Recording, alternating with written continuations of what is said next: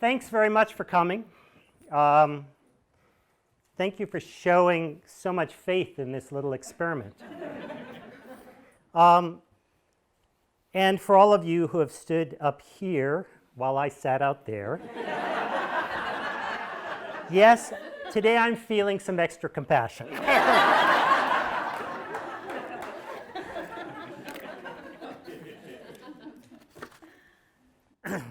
All right, the title of this talk is How the Work Gets Done. And as you may have read in the blurb, that's a workshop title, right? I've used titles like that. It implies that creativity is a question of learning the tricks, developing some good work habits, maybe overcoming our fear of failure, or maybe our fear of success. And, you know, we have this sense that we are blocked. People talk about that in my class all the time. Oh, I'm blocked.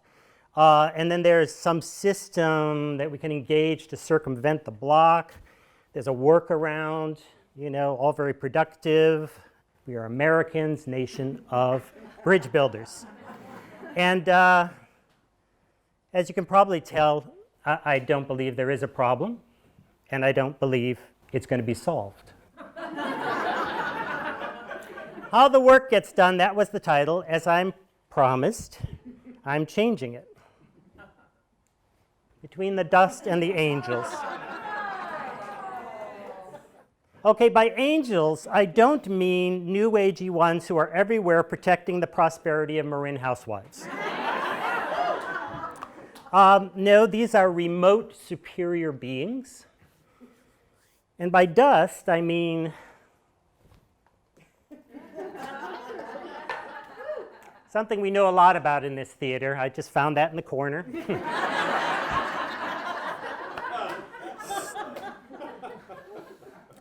All right. So one of the questions I hear, I get this over and over again from performers, is be honest with me, am I wasting my time?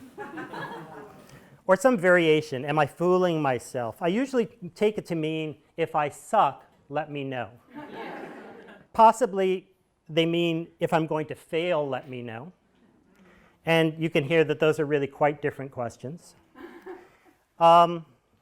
But let me just paraphrase that original question, am I wasting my time, so it's a little closer to the bone. Say, am I a worm who has decided to go in front of other people and say, applaud me, I'm an angel?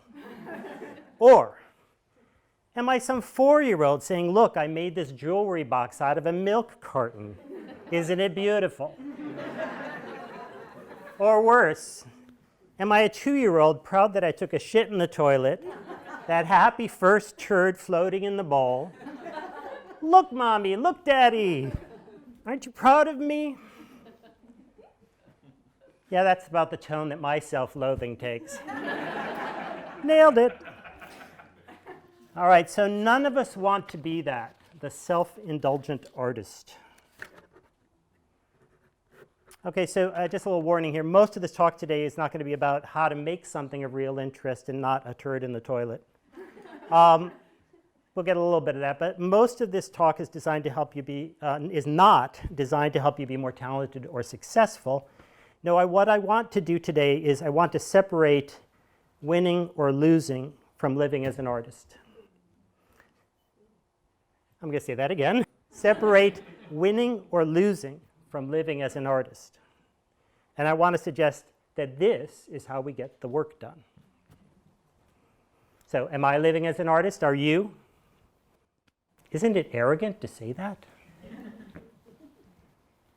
Having renamed our afternoon, I want to continue with a little story. Lillian Garrett Grogue is a half Italian, half Viennese Jew. She grew up in Argentina. That's a perfect combination for passion and intellect. When I met her, this is a picture of her about the time when I met her, this stunning redhead, every bit an actress, a talented playwright. She was just about to open a show at Berkeley Rep. She was about 10 years older than I. At the time, I was in my early 40s. We both had pieces that were being developed in the San Francisco Playwrights Festival, and we had just gone through the first round of feedback. We were saying what one usually says in these circumstances. We bonded over the agenda-filled, subjective, arrogant, middle brow, intuitionless bucket of slop that most feedback is in these festivals, along with some comments of priceless value. And at some point I had to mention that the process is painful. And she said, "David, we must have skins like elephants." Okay, the next year I was once again at the Playwrights Festival. I was drinking bourbon with the literary director of the ACT, whose name I kind of refuse to remember. But I will call him Paul. He might have been Paul. I don't remember. And Paul was drinking bourbon with me because Mac Wellman was drinking bourbon with me. And Mac was someone important. He's a New York avant-garde playwright. He wrote these plays that are just torrents of words. And Mac Wellman liked me. And I was happened to be directing a reading of his play. So there we're drinking bourbon. It's the middle of the afternoon. And Paul starts talking about, what a hard life he has as the literary director of ACT. And he starts telling about how, in a sort of wonderment, he starts talking about how he gets these, plays all on one theme, and he'll get a bunch of them in 1 year. And he was kind of wondering why that happens. And he said that particular year, he'd gotten about 5 plays about Alexander Hamilton. You know, the guy on the $10 bill? And he said, I read the first play and I thought, forget it. I didn't read the other 4.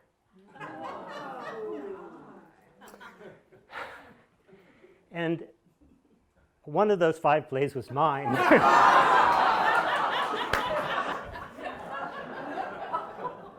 And I don't know if I was the one who ruined it for everyone else.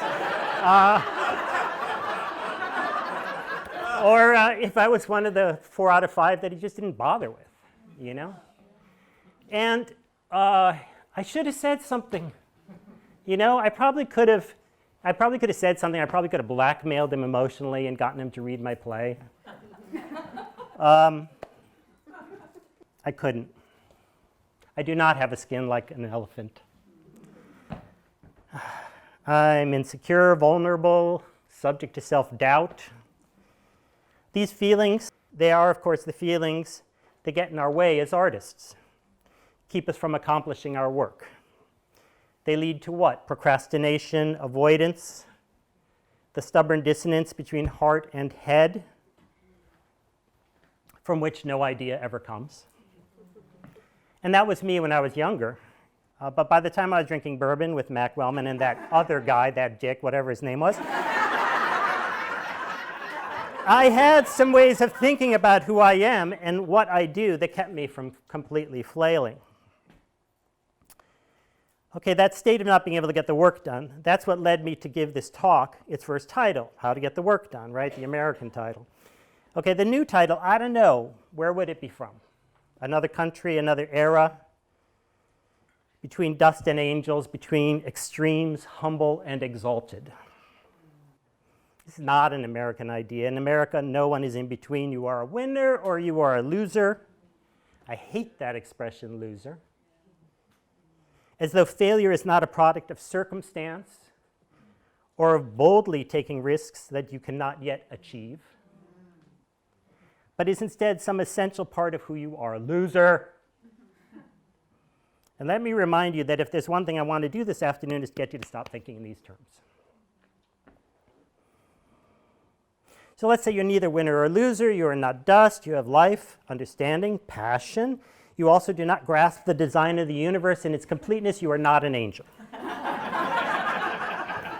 Oh right, we are human, which means dust and angel, living in the material world but occasionally catching glimpses of what shall we call it?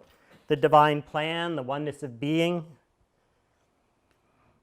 Do not try to figure out if you're one of the or the other, dust or angel. That would be another way of saying winner or loser. You are both. Well, great artists must be angels, right? Well, not if you believe their own words. Vincent van Gogh, who had probably the best claim of anyone ever to say he was an angel, saw himself in fairly miserable terms, but we'll talk about a little bit more of that in a minute. Dust, angel. That has nothing to do with success. Success, if you should achieve it, will not solve this problem. I remember when Charlie Varon, had some success with Rush Limbaugh in night school. I'm going to tell you a story, Charlie. This is so Charlie, too. He called Scoop Nisker, you know, the Buddhist radio DJ, to ask him how to deal with success. And Scoop said, well, first of all, it will not make you happy. And as a close friend of Charlie's for 25 years, I can tell you Scoop was right.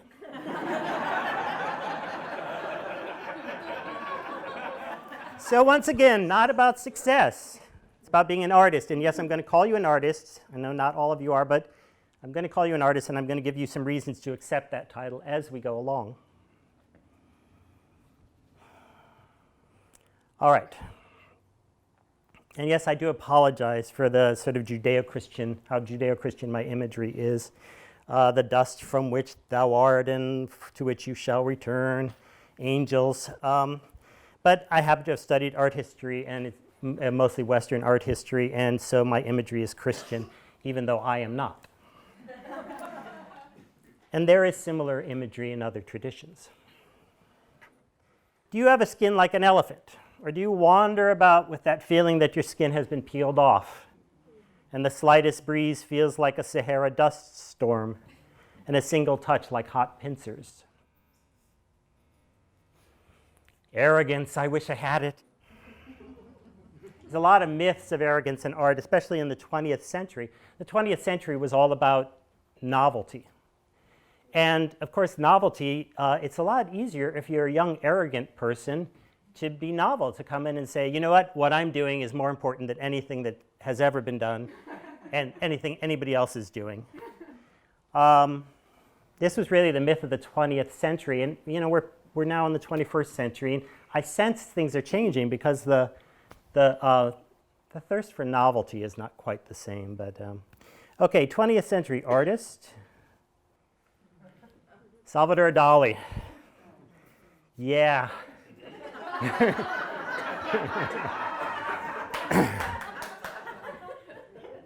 And you know, we love these guys, you know, bust out against that small-minded, I'm, you know, the hero of the, you know, whatever, and yeah, I did it my way. And, you know, the good painters, they're pretty good, you know, I mean, Dali is a pretty darn capable painter. So there's nothing about being arrogant that keeps you from being successful. Damn it. And the arrogant artists have an advantage. They are cocky in their youth. They make bold choices and emerge young. Their problems come later, when they won't listen to anyone.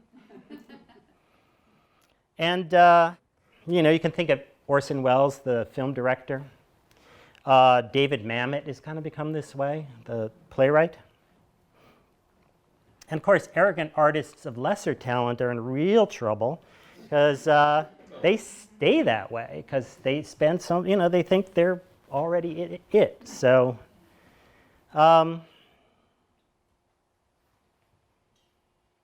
yeah. So sometimes I found myself wondering if I and you should just give up and let the arrogant artists be the only artists in the world. Really, would it make a whole lot of difference? And isn't watching Beyonce fun enough? And I don't even know if that's a good example. I mean, she works way hard. So, you know, there's probably more going on there. Here's two paintings. And I would say that they have something to say about this question of whether you want only arrogant artists in the world. Painted about the same time, within, you know, probably 100 miles of each other. Both by very capable artists, both the same subject, the Queen Bathsheba. You know, obviously, you know, she was a hot number in the Bible. So they're going for that, and by their 17th century standards of hot. And so the Rubens, again, really, what a great painter, huh? There's some things I notice about that picture. You know, yeah, she's a fairly full-figured woman, but she doesn't seem to really weigh much, does she? She doesn't seem to feel gravity. And then you look at the expression on her face, and there's really not a whole lot going on there. You know, she's just another luxury good like the black servant and, you know, the arches and the fancy cloth. And then you look at Rembrandt's rendering of the same motif. And, you know, there you can tell she's, you know, we would later pathologize that as cellulite, but, you know, she looks like a real woman, and she sits on that, you know, bed with some weight. And, you know, this motif of the young woman with the older woman, this was very common at the time, reminding people of mortality. But in this case, you look at the Queen Bathsheba, and, you know, she seems to see that herself. She sees that her life will end up, she will lose her beauty. And she seems to see that there's really not that much distance between her and this old serving woman kneeling at her feet. Now, part of the difference in these two paintings can be accounted for by social forces that created the two paintings. I don't want to overlook that. Rubens was living in Flanders, which is now Belgium, and it was ruled by the Spanish king at the time, and the king was Rubens' patron. And of course, Rubens, when he was going to paint a queen, he was going to fancy her up. It was going to be luxurious. Whereas Rembrandt was living across the border in the Republic of the Netherlands, which was the only country in Europe at the time that had republic in its name. And so he was free to paint with a more democratic sensibility. Oh, right. There are parts of being successful as artists over which we have no control. There are social forces acting on us. If Rembrandt didn't have that place to work, he wouldn't be able to do the work he did. All right. So Rembrandt, we don't know a lot about these guys at this time. I don't know if he was a humble person growing up. He did have some early success. He happened to paint a lot of self-portraits. And so this is a portrait of himself as a young man, certainly not a lot of arrogance over his looks. But, you know, he looks fairly happy with himself. He was successful. But then something happened. 3 of his children died in infancy, and then in 1642, when he was at the height of his success, his wife Saskia died. He loved her a great deal. And after that time, his painting changes. Becomes rougher and simpler. I think in some way he was humbled by his losses. That painting of Bathsheba dates from that time. And here's a self-portrait from about the same time as the painting of Bathsheba. You can see a different look in his eye. His new style was less fashionable. By the time Bathsheba was painted, he was in debt, and he was deep in his new mood, despite his loss of success. He did not seem to be able to paint otherwise. I think that with the losses he suffered, he could only paint in a way that still meant something to him. Okay.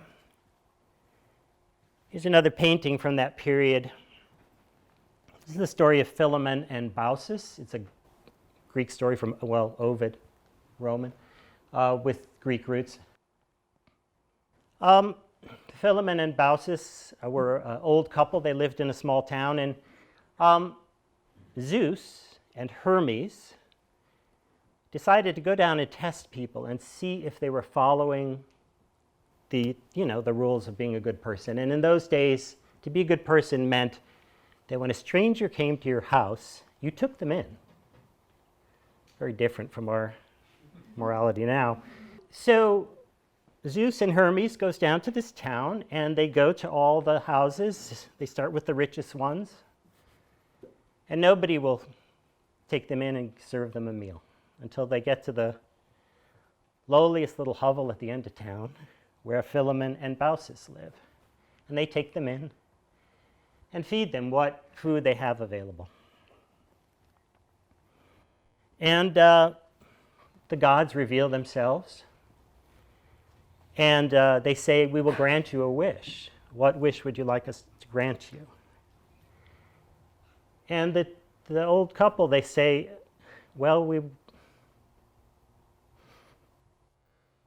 would like to be able to stay together. And the gods say, well, we can't give you immortality. That's not on the table.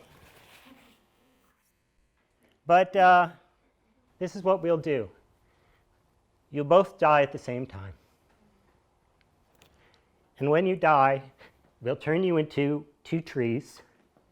And your trees, the branches will be entwined forever. Just a little reminder, this is what was going on in the rest of Europe. This is a French painting. I mean, really, you know, Rubens was kind of toned it down compared to some. And, okay, so let's go back to, just to remember what a shocking thing this painting would have been at this time. I want to point out a few things about this painting by way, in some ways, of apologizing or at least explaining why I, who am best known for working in the field of solo performance, and I'm talking to you, many of whom have interests in the same, why I'm showing you paintings. Well, for one thing, it takes too long to show you performances. They take forever. The canvas of a performance is time. And the canvas of a painting is something much more, containable. But also, I wanted to show you these things because this is how I think as a director, actually. A lot of my thoughts as a director come from looking at painting and actually trying to be a painter. I tried my hand at it. Okay, and yeah, right, I should say this. I'm stopping here because it makes me uncomfortable to talk about my work. It does. It always feels like false bragging or reverse bragging or something, but I do not think my job is to tell people what to do. I do not teach writing or teach performance as though I know what these things are and you don't. I think it's my job to experience what a performer or writer is bringing to me and to feel it, and it's a feeling more than anything. Feel where the essence is. But then that essence does need to be given shape. And I want the form of the piece to be as much a part of the creator as whatever that essential thing is that I felt in the first place.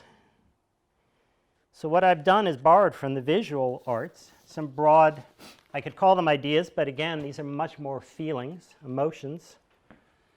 It gives me some broad sense of form. So this painting, we look at it, where's the focus? It's on the gods, Zeus and Hermes, particularly Hermes, his head is silhouetted by that window. Interestingly, Hermes himself you can't quite make out too well, but that contrast of the light pouring through the tiny little window in the hovel and the head of the god, it's brilliant, and that contrast defines the focus of the painting. This is true in solo work. This is true in the theater as well. Contrast defines your focus. And there it's not a contrast of light and dark, but a contrast of intensity, pace, volume. Another thing about it is the focus of the painting is the area of the greatest detail. And that too is true in the theater. It's those places we slow down and give the fullness of a moment that gives our focus. Another thing about this painting, it's Philemon and Baucis, but oddly enough, they're not the focus of the painting. They're kind of the second thing you look at. And this also, I see in solo performance, try telling a story about your mother. I bet it'll end up being you who changes, not her. And of course, the person who changes in a story is the story, that's who the story's about in some fundamental way. And this gives me a very different idea about story than if, my primary source was, say, Joseph Campbell's Hero's Journey. One other thing about this painting. You show, again, if canvas is like time, he's devoted a huge part of that canvas to darkness and to fire. And, on some level, the magic of Rembrandt is he's able to make that darkness compelling. But of course, metaphorically, it's not that hard to figure it out. The hearth, this is the source of warmth in their home. And it makes me think that if you were going to tell the story of Philemon and Baucis as a solo show, would you have the nerve to spend maybe 5 or 7 minutes just describing the fire? Makes me feel like maybe I should have when I told you the story. Okay, these are some of the things I draw from the world of painting. I could just as easily have borrowed them, say, from music, and I do borrow from music sometimes too. The point is to import from other arts, and I wanted to expand the possibilities of theater and to expand the possibilities based on what you all were bringing me.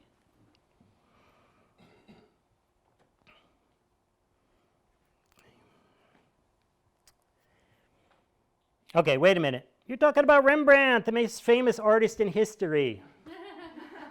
Isn't that arrogant? Isn't that arrogant of me to say that it has something to do with me? And it's 17th century European art too. It's so stuffy, And what does that have to do with, working in a small theater on the far left coast of Western culture? But Rembrandt has influenced me. That's one thing about painters is they can influence you over the centuries. Unfortunately for performers, we have only each other.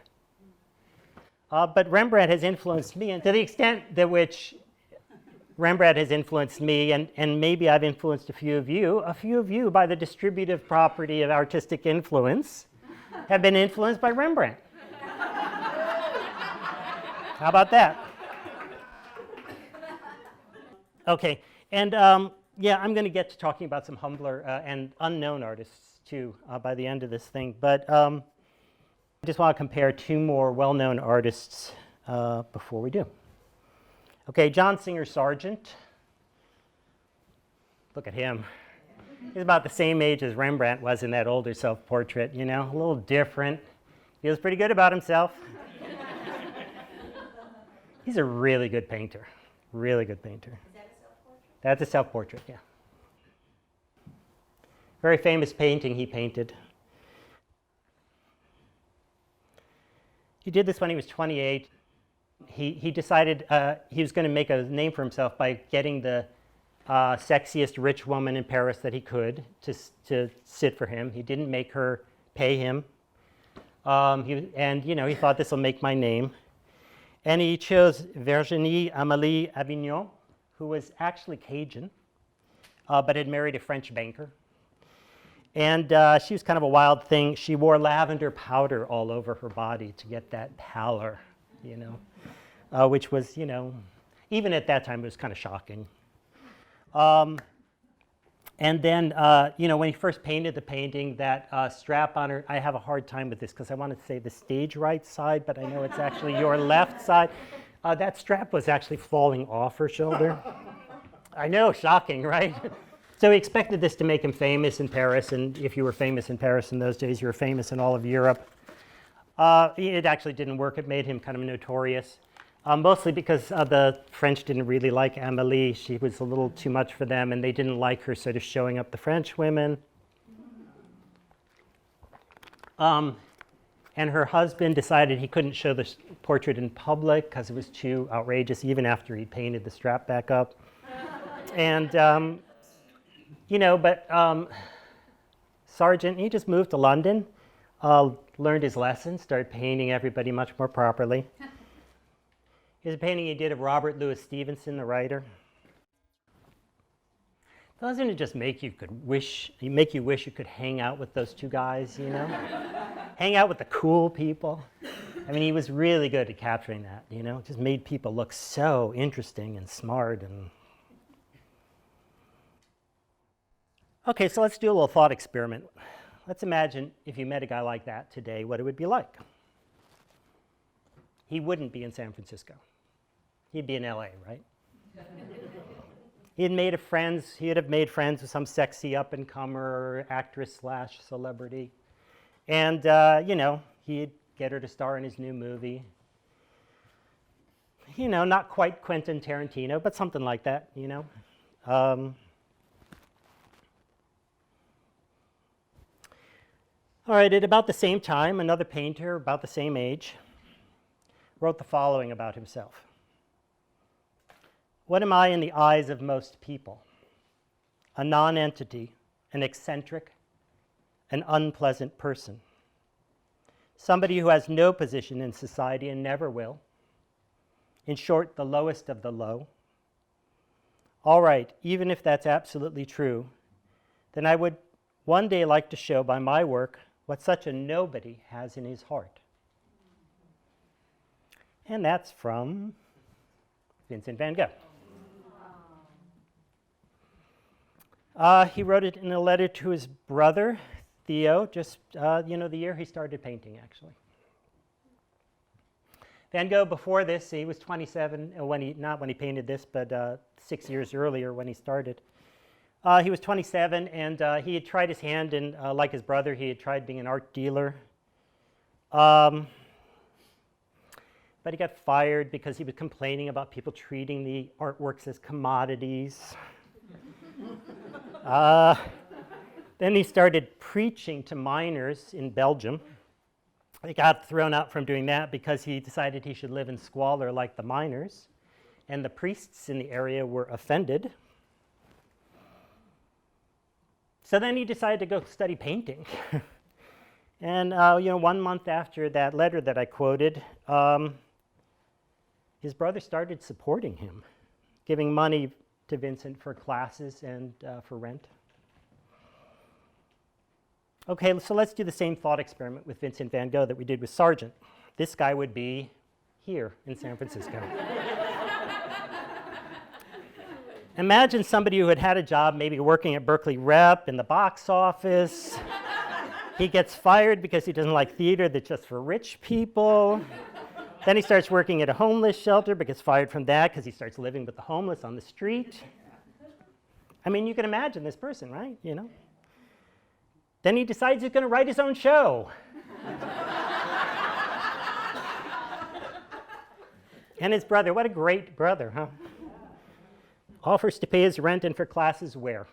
Well, here. And you can imagine this guy on the first day of class sitting up here saying, I'm nobody. And one day I'd like to show what a nobody has in his heart. And, I've had this guy in my class in some way or other.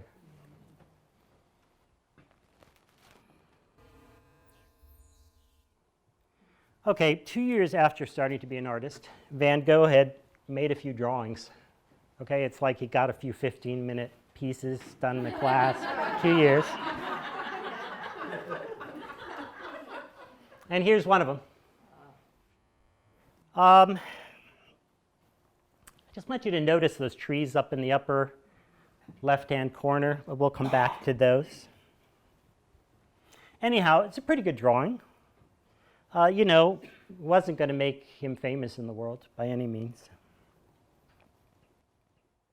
And then there's the fact that the woman in the drawing, Sien Hornick, was a prostitute and pregnant, and he was living with her, another part of his trying to lift up the downtrodden.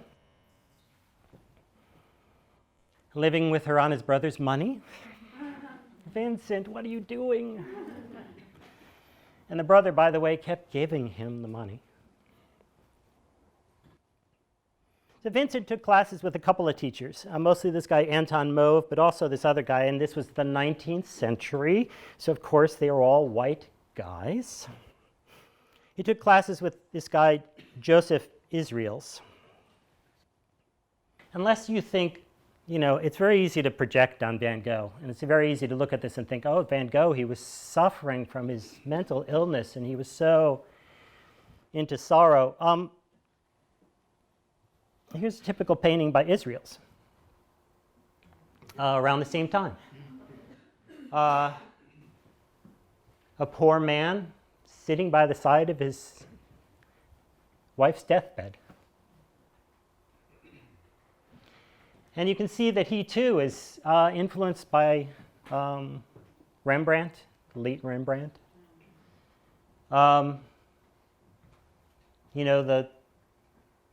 All that space devoted to the little hints of that squalid room that they live in. The contrast that brings him into some sharp focus with that white sheet behind him. Just to remind you, here's the Rembrandt.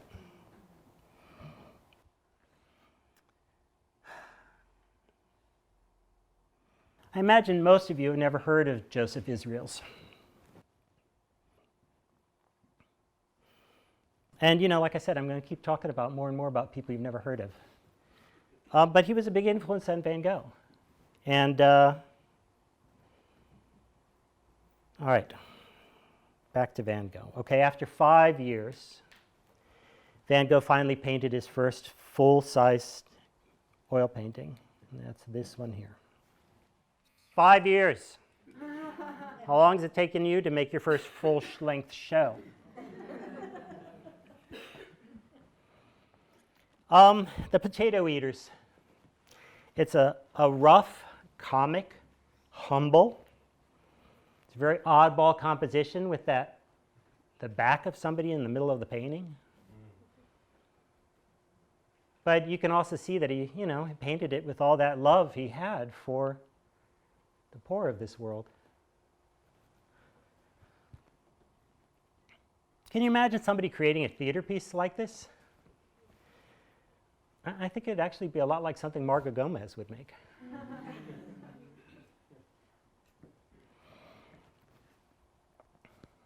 Okay, these two paintings. Some contrast there, huh? I love both these paintings, but I emulate Van Gogh. So after, like I said, Sargent goes to London. He keeps painting beautiful rich people. This is a painting of Isabella Stewart Gardner. If you've ever been to Boston, her house is there. It's a museum now. It's really fabulous because she actually knew a lot of artists at the time and what people you've never heard of. And it's really great just to go and see the really beautiful paintings, again, by people you've never heard of. So he kept doing this. He does it beautifully, but that's what he did. He kept doing that. Meanwhile, Van Gogh, he goes to Paris, and he spends some time hanging out with the Impressionists, none of whom liked him. And he starts learning some more about color. So, he starts painting with more color. And then after 2 years, he goes to the south of France. And then something inexplicable happens. And he starts painting all these paintings that he's now become famous for.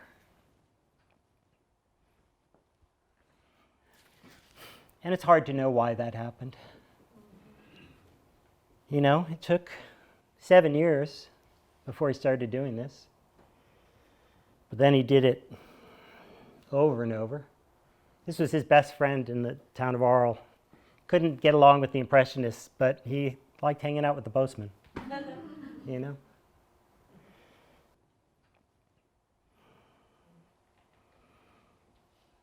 So, a painting like this, it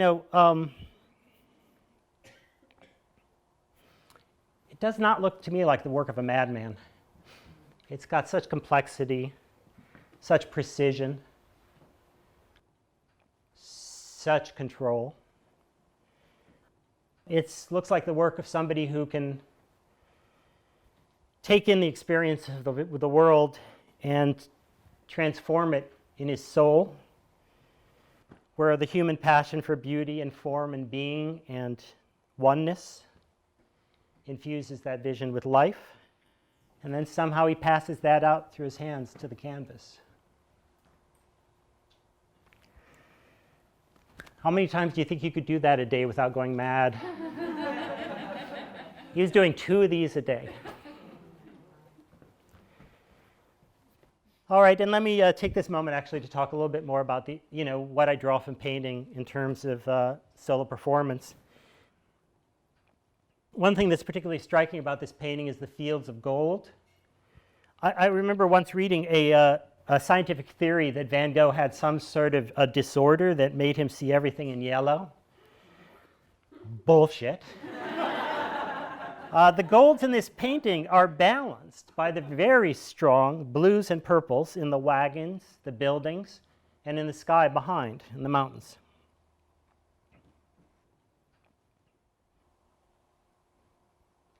This painting is balanced. That's part of what gives it its brilliance. Now, sometimes you might hear me talking about emotional colors, because oddly enough, color in painting equates to emotion in the theater, or maybe not so oddly. And I'll often talk about emotional colors. If you're giving us too much of one color, you probably want to balance it, only because it's going to make that color that you're focused on stronger, more brilliant.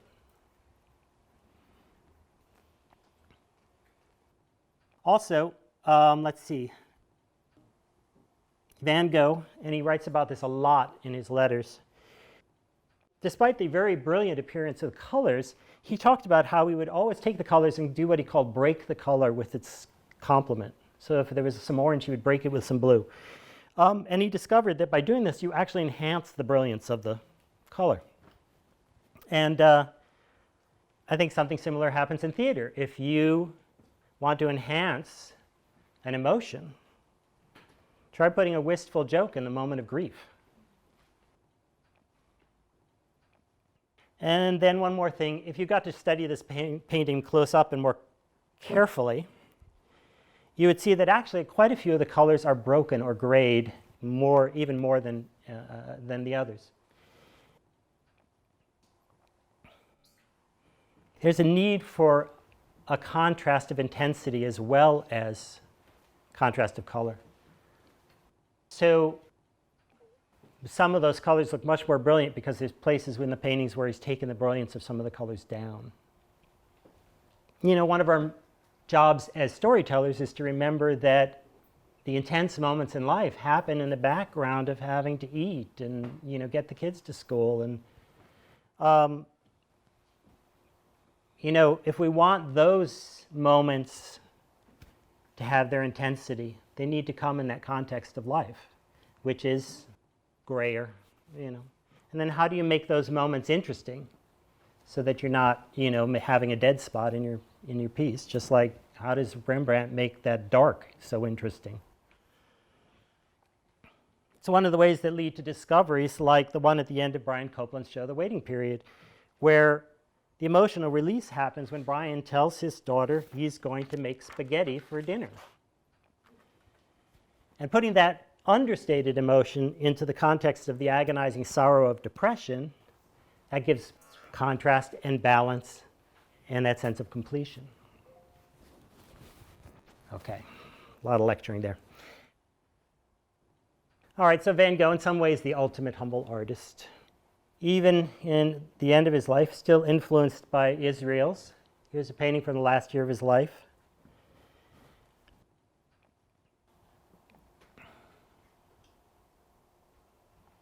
Okay, I want you to remember those trees in the background of that other painting. Here they are. And there's something characteristically Van Gogh as we would come to know him about those trees. A couple of years later, he was working on this. He's copying on the left-hand side is a woodcut by Hiroshige. So he's learning from Japanese woodcuts at the time too. And Van Gogh copied it with a bunch of fake Japanese writing on each side. And you can see he's trying to learn something from Hiroshiga, and it's a little hard to make out, but the trees in the background in Hiroshiga and in the Van Gogh are very, very similarly drawn.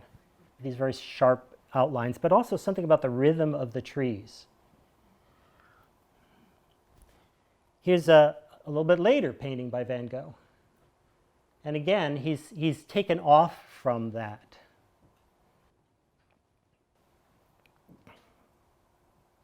And there's something about this. We all, come into this space and we try to make discoveries. And sometimes some things really jump out. Sometimes things feel really like you can sense that's me. That's the right way to do this. It connects. It really makes a moment happen. And I'm always emphasizing that early in the process. Try to find those moments. And then to see what you can do to make those moments grow. And as an artist, to see what you can do to continue to expand on those, wherever those impulses come from, year after year, to try to go back to those places. And these are two details, the same trees on the right, and then that sorrowing old man. And you can see in some ways he's started drawing people like he paints trees. He's painting people like he paints trees. There's something really right about that. And that makes me wonder a little bit, we'll get back to that in a minute. But there is something about that. There's something about, taking those moments where it comes to you, where something's right, and staying with it and learning other things about yourself as an artist as you go along. Okay. Earlier, I called you artists, and I promised to give you reasons why you should embrace the title. And the first one is, you never know, you might be a Van Gogh. Remember, he had no idea what he was going to become. What did he call himself? A non-entity? An eccentric? I think you all have the qualifications already. And in the first 5 to 7 years of painting, he was still not somebody worth the attention of the world, okay? And I'm sure, of course, that you all intuitively understand that this is a silly reason to be an artist. What are the chances, right? And besides, none of us are as crazy as Van Gogh, so maybe I should take drugs and become that crazy, or, but there's a lot of artists who are no crazier than any of you, who are wonderful. And then, of course, there's the fact that Van Gogh wasn't trying to be Van Gogh when he started painting, and then, what are you going to do? You're going to try to be humble and like Van Gogh so that you can become famous like Van Gogh. It's a dog chasing its tail. Oh, right. This is life between the dust and the angels.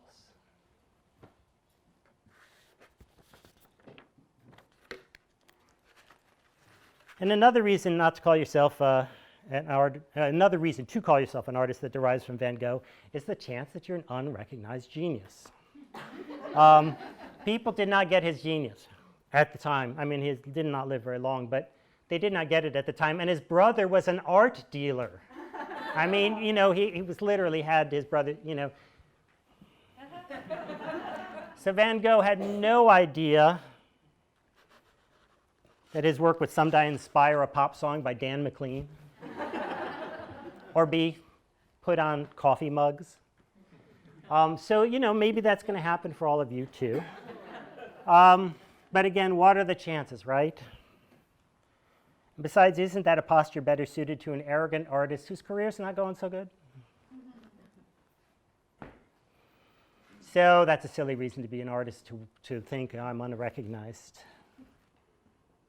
Except that unrecognized is what most artists have been in all of history. No age has been very good at supporting its artists. I don't see why we should think this one is any better. We have some examples of this. We still have some of the art that exists. medieval sculptures, they were all anonymous,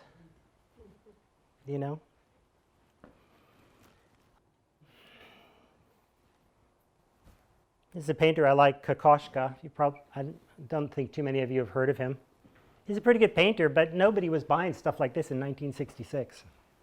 He's out of fashion.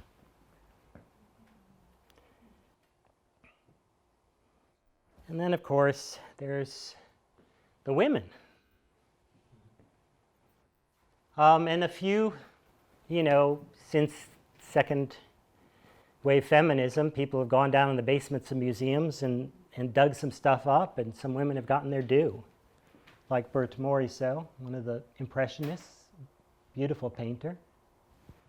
If you really want to indulge your feminist paranoia, this is, I'm sorry I didn't put her name on it, but this is a sculpture by Camille Claudel. Anybody see the movie? There's a famous movie about her. There's actually a more recent movie about her later life that's come out. But, just to give the thumbnail, a really interesting sculptor, lover of Rodin, was starting to make a name of herself. I got pregnant with Rodin, had an abortion because she wanted to keep painting. Started to suffer some mental illness. Was put into an asylum when she was about 40. And after a year or two, the doctors were saying, she's a little sensitive, but we could let her out. Her brother, who was a famous Catholic poet at the time, had jurisdiction over her. And he thought that she was arrogant to have had a relationship out of wedlock, arrogant in the laws of God. And he thought she should stay in that asylum. And he refused to supply her with any art materials. And she sat there for 20 years. No, 30 years. Yeah, just rotted. And then, of course, there's huge numbers of people who are not Western artists who go unrecognized, whose names we do not know. And then there's every person, living or dead, who was too poor, who didn't have a brother to support him or her, or was the wrong color, or gender, or religion, or they were devoting their life to the struggle for human rights. All the people who did not have the privilege, and it is some kind of privilege to try your hand at art. On the other hand, when you look at the contribution of African American slaves to the world of culture, well, maybe privilege isn't exactly the right word. But nevertheless, I think we do not do enough to give voice to the poor. In any event, maybe being successful should not be your first concern as an artist. Maybe the systems of cultural recognition are not to be trusted.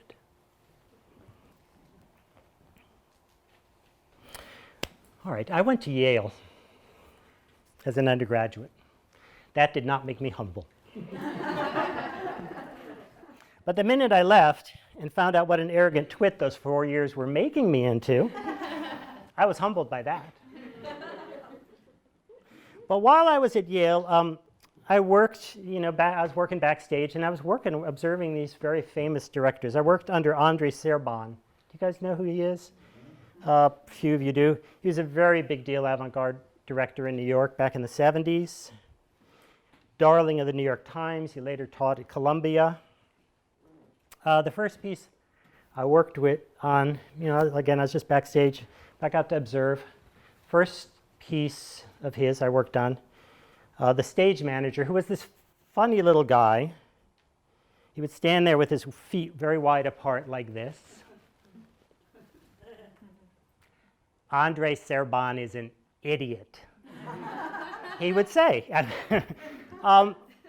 the reason he would say this is that André Serban would put things on stage and say, no, oh, I don't like that, no.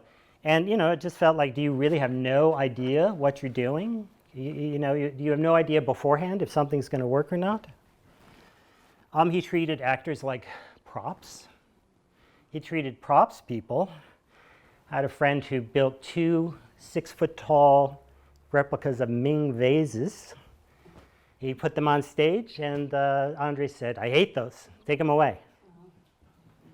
So here's somebody who's willing to waste anybody's time, and not give you any idea of what the mad genius had in his mind. And you know, he actually made really good work. I have to admit, it was very good work. So I saw him, Andre Vida, you know, also a very famous film director, Lee Brewer of Mabu Mines. These were very arrogant directors, but talented, very talented. And this is back in the 70s, of course, so they were all white men, lest we forget how long ago that was. And I did not see myself doing what they were doing. These great and arrogant artists had very little influence on me. So I went to the south of France. I went there to study painting. I was living with a painter at the time. I was interested in painting. I lived in the Chateau Noir. This is a very run-down chateau. In fact, it had never been really finished. It had been built in the 19th century. It was literally falling apart. I lived in a little room, no hot water, no shower.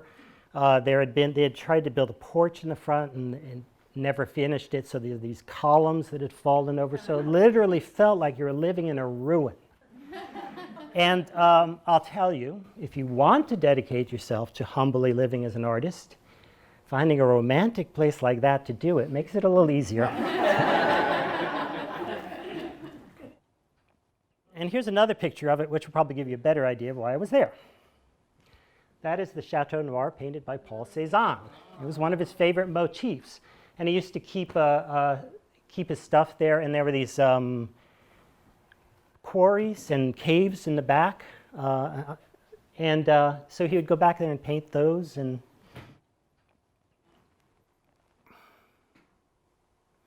Cézanne was famously plagued by doubt. In fact, the existentialist philosopher Maurice Merleau-Ponty wrote an essay called sensibly Cézanne's Doubt. Don't feel intimidated, I didn't read it either. Okay, actually I have read it. I should not, no false humility here. Anyways, here's a quote from Cézanne. This is when he was age 67, the last year of his life. By then, this time he was already famous. He had already spawned the Cubists, who had nothing to do with him and are, anyways. This is what Cézanne said the last year of his life. He's talking about a day of painting. "I was in such a state of mental agitation, in such great confusion, that for a time I feared my weak reason would not survive. Will I ever attain the end for which I have striven so much and so long? But until it is attained, a sense of unease oppresses me, which will not go before I've reached port safely." Yeah, that's what he was living with his entire life as a painter, and he really didn't start hitting his stride till his 40s. So I went to the south of France to study with this group of painters there that went under the name the Leo Marschutz School. Leo Marschutz was a German Jew. He came to the south of France in the 30s. He adored Cézanne, and he was just there to try to figure out Cézanne. And he was doing some painting, and he was there when the war started. So he went and hid out in the quarries and caves that Cézanne used to paint. By then he had a French wife. He hid out there the whole war along with a handful of resistance fighters. When I was living there, the chateau is outside of the town of Aix, so I'd hitchhike in and out of town. One day I was hitchhiking back from town, and there was this woman who used to drive up and down this country road. She had a Jeep Land Rover, and she had a dog in the back of the Land Rover that was missing its back 2 legs and would be barking incessantly. She had another dog that was jumping in and out of the Land Rover the whole time, which I fear is why the other one was missing its legs. But she never drove too fast because most of the time she was also leading a white pony as she drove down the road, a big white Camargue pony, galloping and slathering. And so I'm hitchhiking one day, and I see her coming in the distance, and I'm a little shy and I'm a little creeped out by her, so I stop hitchhiking. And she stops for me anyways. And she's English. And she starts going on. I saw you there. I know you are one of those artists from the chateau. And I need you to do something for me. At that time, they were starting to develop the land that they're starting to build like developments out there. She's like, you must write to the French government and tell them that this landscape is like a masterpiece. And to destroy it would be like to take a masterpiece and just crumple it up. She's driving as she's saying this. The dog's barking. There's fleas all over me. And she's saying that the Aixois, the people in the area, the Aixois are odious people. But this landscape, you cannot let them destroy this landscape. So then she dropped me off at the chateau. And I went in and I told somebody, there's a lot of Americans who were part of this school, and I talked to them about like, she picked me up, and they said, oh yeah, she's lived here since before the war, and she used to smuggle food to Leo Marsh's during the war. So after the war, he didn't really want to do anything for a while. He raised chickens with his wife. And then he slowly started doing a little bit of painting. And he decided he should start a school and try to teach what he had learned from Cézanne. And as it happened, there was a school, a university in town that would it was just there really to farm out American kids who were on their junior year abroad. And some of those kids started kind of hooking up with that school. And so Marsh started teaching some French, but a lot of Americans. A lot of these people became really devoted to his teaching. I never met him. He had died shortly before I went there, but I worked with some of his students. Alan Roberts, who painted that painting of the Salute, he's still there teaching. And when I met him, this was, late 70s. He still keeps the Leo Marchut School open. That painting on the right by this obnoxious Southern belle who, had a terrible French accent. She had like bonjour, but she just worked at it. She worked at it and made some pretty good paintings. Here's another painting by a painter from south of France. Surprise. All right, I just want to do that because I just want to remind you that context does give us a different way of seeing things. And maybe some of you saw that was a Cézanne before. But, you put National Art Gallery underneath it and suddenly it means something different. Something to think about when you're watching theater here in this somewhat shabby space. What are we watching here? In this painting, actually, he doesn't actually quite achieve the balance that he does, say, in that picture of the Chateau Noir. It's got a slightly chalky quality to it, and that's kind of one of the things that happens if you don't get balance. I think the difference between stronger art, or greater artists, stronger artists, and less strong artists is mostly that they make fewer mistakes, but they may make mistakes, and we make fewer, it all works together, but we make things that all work together too. This is a painting that works really well. And you can see, again, that sense of clarity that balance gives a painting. And there, the parallel with theater is exact. And you know that. You know those moments in the theater where everything is just crystal clear emotionally. And time stops.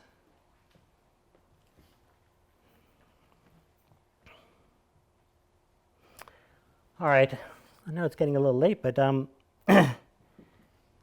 before I go on talking about the significance of the Marshutzers in my life, I first have to talk to you about the economic theories of Milton Friedman. And you can look at this lovely painting while I do. And those of Robert Lucas, those guys at the Chicago School of Economics, they are the, yeah. They're the people who brought you economic inequality, the conservative pro-market theories that dominate in our country since the 80s, and which we've been trying to shove down the throats of the rest of the world since then. To give the devils their due, they did learn to control inflation and good on them, but now do we have to do everything they say? They believe that people are, on average, rational. That's hard to reconcile with the stories I hear in this space. But maybe on the average. You know, on the other hand, they have problems explaining things like, why do people give each other presents at Christmas?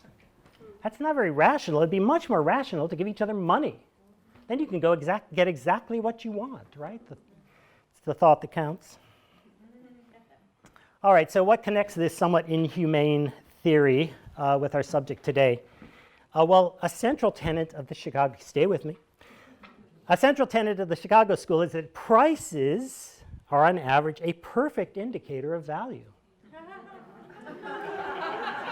that in fact CEOs should be making 350 times more than their workers. This is a way of thinking that made it impossible for the Chicagoans to see the 2007 that collateralized debt obligations were so vastly overpriced that when the bubble burst, we would have the worst financial crisis in 70 years. You still looking at the painting? Okay, so their theories miss some things.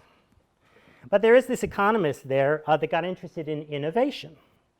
And he heard somewhere that some painters innovate when they're young, and some struggle for years before they make their main discoveries. So he compared Picasso, a prodigy, with Cézanne. And he plotted the prices of their paintings against their ages. And he found out that, in fact, Picasso's, the price of his paintings peak out the things he did when he was 27. And Cézanne's peak out in the last year of his life when he was 67. So you see, this difference is so obvious, even an economist can recognize it, okay? And this economist, David Gallinson, went on to prove this dichotomy is widespread through all the arts. He went on to theorize that prodigies succeed because they have some new concept which comes to them when they're young, while the older successes explore slowly for years until their explorations bring forth something of value. So, young success is conceptual, older success is experimental. David Gallinson's actually not such a bad guy. He's interested in social entrepreneurship. I know it's entrepreneurship, but it does have the word social in it. A little more compassionate than his colleagues. And he makes one more observation. He could prove this mathematically, that there is an association between the young conceptualists who were very confident in their ideas, whereas the older experimenters were tortured by doubt. Okay, so here we are back on track. Okay. Now, folks I studied with in the south of France, they took their cues from Cézanne. They worshipped his painting. They studied his biography. They knew his letters full of doubt, knew him like a religious text. They had contempt for conceptual artists. I don't know, I just think it was a little misguided. But so they looked at the agonizing self-doubt of Cézanne, and they mixed it up with some Catholicism, and with the humbleness of their persecuted prophet, Leo Marshutz. And And they started to make a study of humility. And they taught that to me. And oddly enough, it's a way of living with a thin skin. I imagine some of you have noticed how awkward I can be when I'm complimented.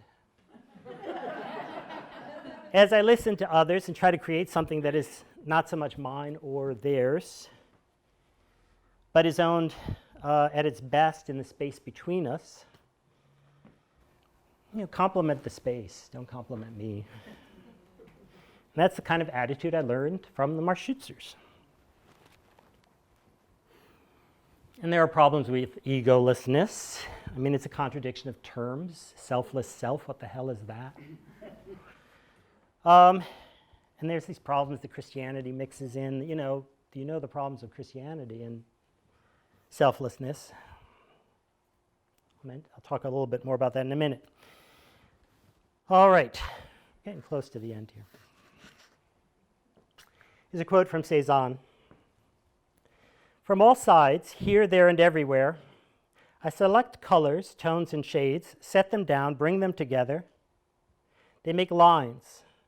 They become objects, rocks, trees, without my thinking about them.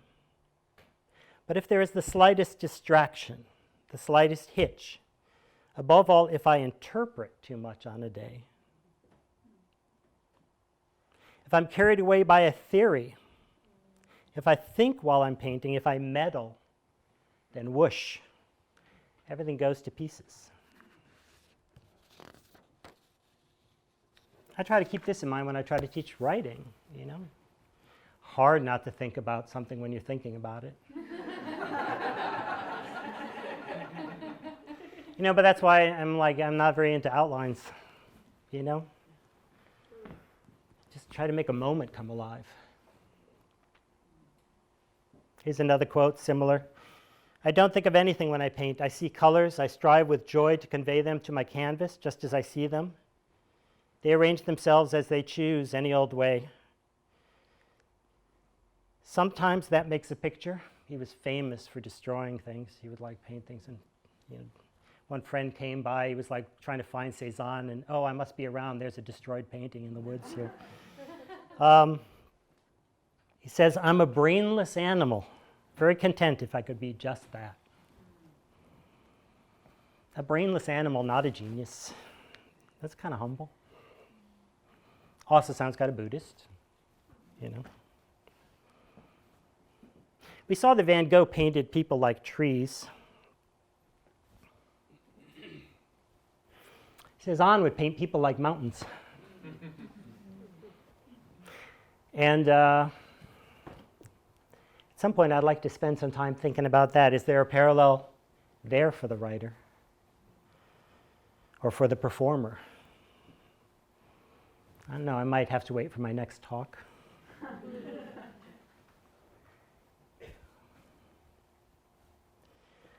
All right.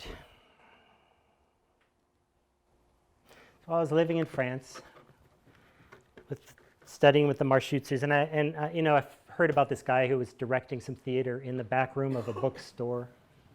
I mean, that makes this place look like Palace, right? And it actually reminds me of when we were in a store that had been Modern Times a few weeks before. We were there for a while. He was directing something in the back room of a bookstore. This was right after I'd gotten out of college, so I still had some of that Yale thing going. So I go to meet him with a resume. I think I want to do some designing for him. That's mostly what I was interested in at the time, was theater design. I go meet him. Is this Israeli guy? He speaks bad English, but worse French. We kind of have this sort of lackluster meeting. He shakes my hand. And I leave. I don't know really, what his decision is, and it's hard to find out because he doesn't have a telephone. He didn't have much money. It wasn't that unusual in France at that time. And then I find out later from a friend who had seen him in the street, he wants to see you again. So I went and I started working with him. Amir Abramov was his name. And It kind of galls me that later he told me that when he first met me, he didn't want to work with me at all because he thought, that, what is it with the resume? And you're so professional. And I cannot work with him. And then he told me, and this makes it even worse for me because I don't believe in these things. He threw the I Ching. And the I Ching said, work with this guy. And that makes me kind of crazy because Amir is the biggest influence on my life as an artist. And I've mentioned him here a couple times in the past, but he was directing a version of Euripides' Medea, adapting it for two actresses. One, his wife, who looked like Sophia Loren, but blonde. She was stunning. And they were just doing this thing, again, in the back room of a bookstore. So designing was like painting some old canvas and sticking it up with the rocks around,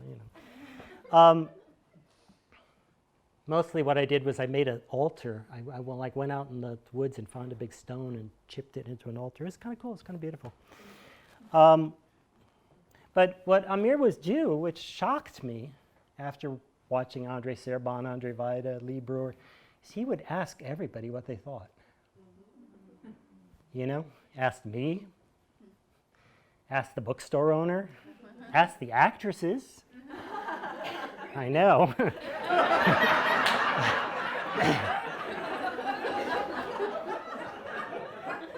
Asked the carpenter who was doing a little carpentry for us. He wanted to know what everybody thought. He thought that might be important. And when people wanted to try things, it's like, let's try things, and slowly but surely it would come together, and the piece was very beautiful.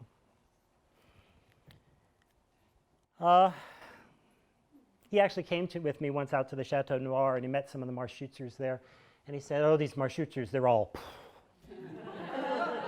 noir. The energy there is very bad. And, he was right. Again, the humble thing, it's got its, somehow he had much more joy, and humility too, but he had much more joy. His attitude about life, like the bookstore owner was complaining about us, and I was like complaining about the bookstore owner complaining, and he said, he gets such pleasure from complaining. Why deny him the pleasure?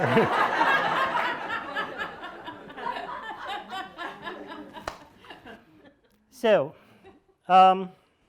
this guy you've never heard of, Amir Abramov. I know he directed a couple more pieces in that part of France, and I don't know what's become of him. Who can you not find on Google these days or Facebook? I know where his wife is, but I don't know what's become of him. There's some part of me he was bisexual. There's some part of me that this is right at the beginning of the AIDS thing. I worry about that, but I don't know. He's disappeared. And yet he inspired me to be the director I am today. So, is Amir Abramov less of an artist than Andre Serban? Just because the New York Times never wrote about him?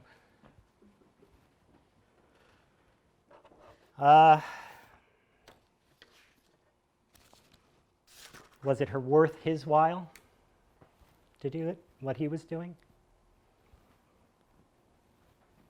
If you ask the New York Times, he's insignificant.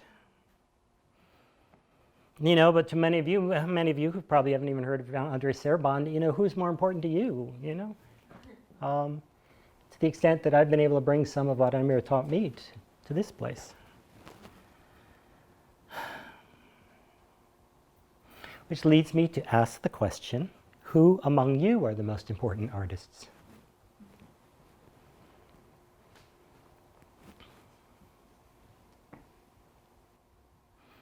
Is it a question even worth asking? If it isn't, what is the point of worrying about whether it is worth it to pursue a life in the arts? Am I wasting my time? You know, maybe I can't be a Van Gogh, maybe you can't be a Van Gogh, but you could probably be an Amir Abramoff in some way. And you already are. Most of you. I've worked with so many of you here. You know, sometimes I say that before every class and every rehearsal, I'm filled with this feeling of dread. And I don't think most people believe that, although when you see me starting to blubber here, I think maybe you're starting to believe it. But it's true. You know, will the magic happen? It doesn't seem to have to do with me.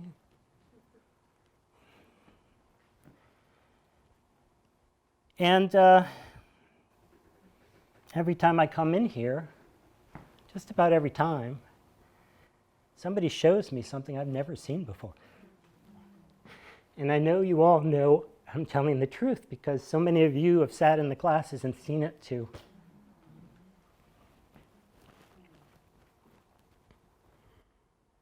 So I lured you in here with the promise of telling you how to get the work done. And instead, I've been telling you stories. Stories of other people who live between the dust and the angels. But I guess, you know, if I have to answer that question, how to get the work done, like in one sentence, and I hate to give one sentence answers. You can see that tonight. And you know, I don't work in a storytelling form because I think one sentence answers are adequate. And if you take anything from tonight, I'd rather you take the stories as much as you can.